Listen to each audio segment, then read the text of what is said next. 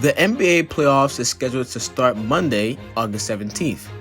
But we want to know which teams are in the best position to succeed at the moment, which teams are poised to shock the NBA and make a playoff run, and which teams are regressing as time goes on.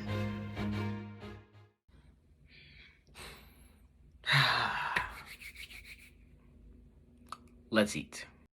What time is it? Game time! Woo!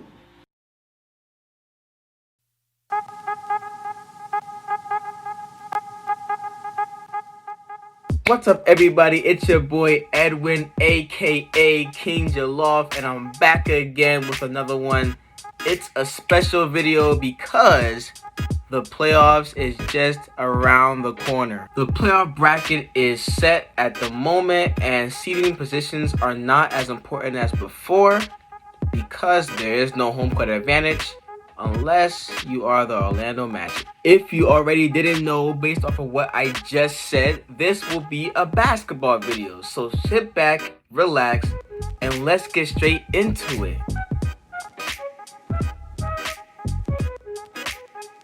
So for this video, we're not just going to do the typical who are the favorites for each conference because that'll be boring. I will place each team in a category and we will see how each team is looking for the playoffs as of right now. Let's start off with the dark horses, teams who are not favorites to make it to the finals, but have the intangibles to make a strong push and challenge. First up for the Eastern Conference, we have the Toronto Raptors. Under head coach Nick Nurse, the Raptors have continued their hot streak in the NBA by winning 10 out of their last 11 games.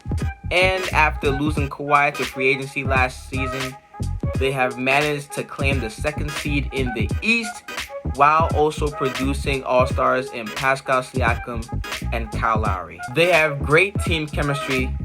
I like Toronto as a dark horse. Next, we have the Boston Celtics, led by a young and exciting talent in Jason Tatum. You also have to factor in how great Jaylen Brown has been playing this season and the veteran presence that the Celtics have in Gordon Hayward and Kemba Walker. If you didn't know, the only team to have 3 starters to average 20 or more points for the season. That is tough to do. Now we have the Houston Rockets. 4-3 since the restart, so they can be a bit inconsistent at times, but when they're on, who says they can't challenge to be the best team in the West? It's like a tale of two teams, right? Houston's defense isn't that great, but their offense can be very electric at times, especially with Westbrook and Harden leading the charge. People were so against the idea of the Rockets transitioning to a small ball lineup, but in many situations, in many circumstances, it has worked. Next, we have the Denver Nuggets, a young, exciting, well-coached team. Paul Millsap is the only player on that team to be of 30 more years of age.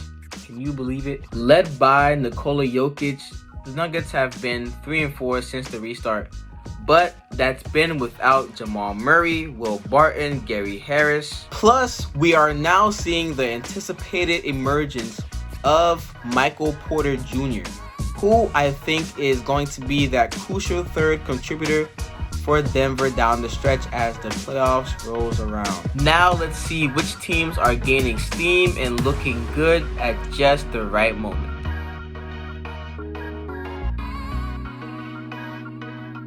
First up, we have the Miami Heat. And by the way, let it be known that I think that the Heat deserve to be named among the dark horses in the East, but for the sake of this video, I will keep them in this category. The Heat have 2 exciting rookies in Kendrick Nunn and Tyler Hero. Bam Adebayo is having a breakout all-star season along with Jimmy Butler, the leader of the team. And I personally think that the Heat match up well with any team in the East at the moment.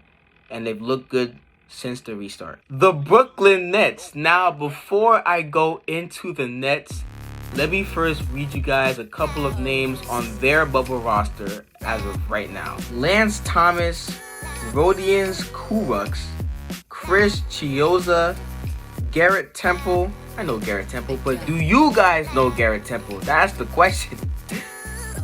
Timothy Lawau Cabaret. Why am I reading all these names for you guys?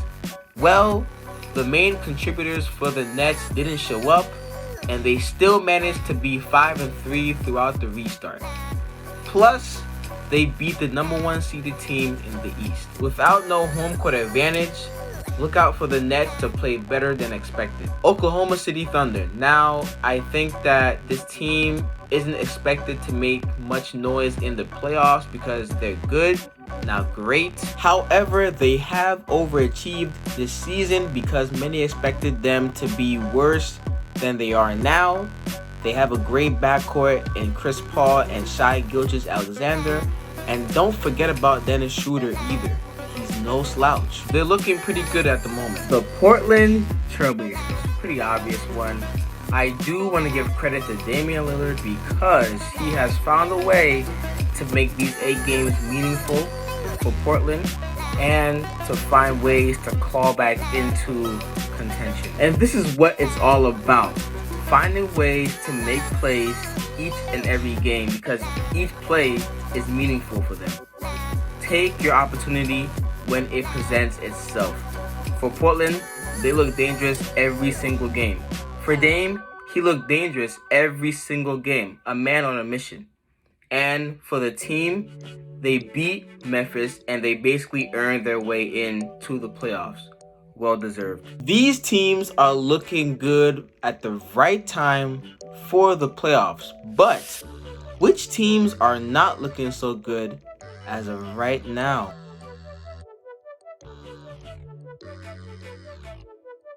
Alright guys, so first up we have the Philadelphia 76ers. And man, it's looking bad. For a squad that many thought would challenge the Bucks in the East, I think it's safe to say that the Philadelphia 76ers have had a very disappointing season. And now, no Ben Simmons.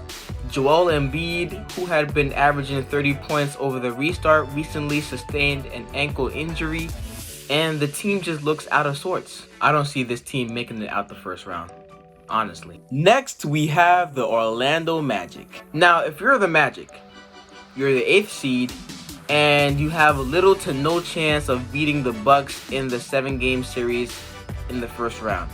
However, these 8 games for the restart were meant for you guys to build momentum and to carry that into the playoffs, and you guys are still playing terribly. You're 3-5 for the restart, which isn't great. And now you've lost an important player in Jonathan Isaac for the rest of the season. How are you the only team to have home court advantage and you're still playing like this? You're playing in Orlando. Who does that? Inexcusable. Now for this next team, you guys might be a little surprised, but I'm gonna have to go with the Los Angeles Lakers. The worst offensive team in the bubble, and the only convincing win that the Lakers have had was opening night against the Clippers. Everything else, if you're a Lakers fan, you cannot be happy with beating the Denver Nuggets when they sat their whole starting lineup in the fourth quarter and their backups shot 67% against you guys, and you needed a last-second three-pointer from Kyle Kuzma to win you the game. I said earlier that the Lakers would struggle without Rondo and Avery Bradley, and now they're looking worse than I thought. Next, we have the Utah Jazz.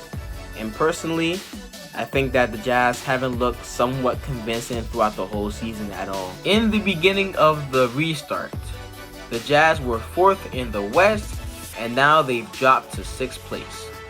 And on top of that, they're 1-4 in their last 4 games.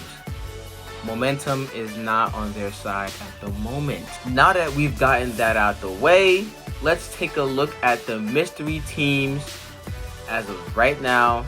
The teams that I don't know what I'm getting from them come playoff time.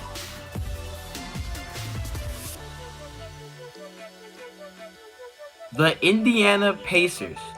Now, for the Pacers, throughout the whole season, they've shown that they can hang with the best teams in the East by claiming the 5th spot. Most of that has been without their star Victor Oladipo, but his injury has opened the door for the emergence of TJ Warren, who, by the way, has had 3 consecutive games of 30 points or more in the bubble. You would think that, given the circumstances, the Pacers have a good chance, possibly a great chance, to make some noise in the playoffs. However, they take the least amount of threes per game in the NBA, and they are terrible at rebounding.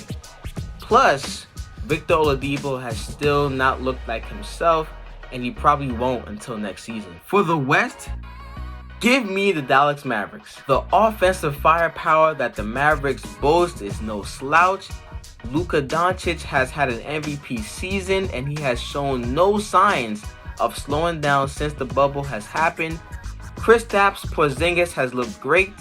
Trey Burke has proven to be a great scorer off the bench for them. But 2 things stop this team from being great. They can't maintain leads, and they are terrible defensively. Okay, I get it. The NBA restart has just happened. Players are now getting back into their groove. But apparently, every team has forgotten how to play defense, because every game that I'm watching is 100 points or more for each team. What is going on? But if you are the Dallas Mavericks, you cannot expect to win an NBA game if you give up 153 points. This ain't All-Star Weekend. The Mavs have a great duo and a good supporting cast that can help them make some noise in the playoffs. But the question is, for how long?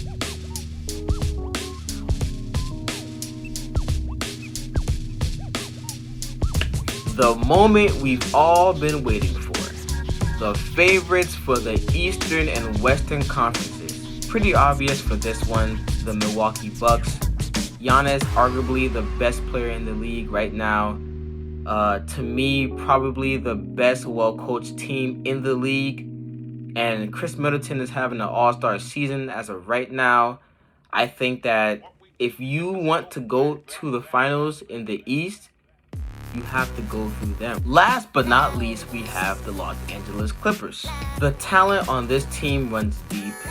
The Clippers have been resting players throughout the whole bubble, and I think that they will be fully healthy come playoff time. Oh, and Montrezl Harrell has just joined the team, by the way. It doesn't really matter what record the Clippers had for the restart, because playoffs is the main goal, finals is the main goal. Anything less would be a failure for the season. That's all that we have for this fun and exciting video. Here is my bracket for the NBA playoffs. Let me know what you guys think about it in the comment section below. Damian Lillard. Boy, that man ate this week. That man ate the whole bubble. From 50 to 60 point games, carrying his team. That man did not come here to waste his time. Make sure you guys leave a like, share it with your friends, and always remember, as I grow, we grow together. Stay tuned for the next video.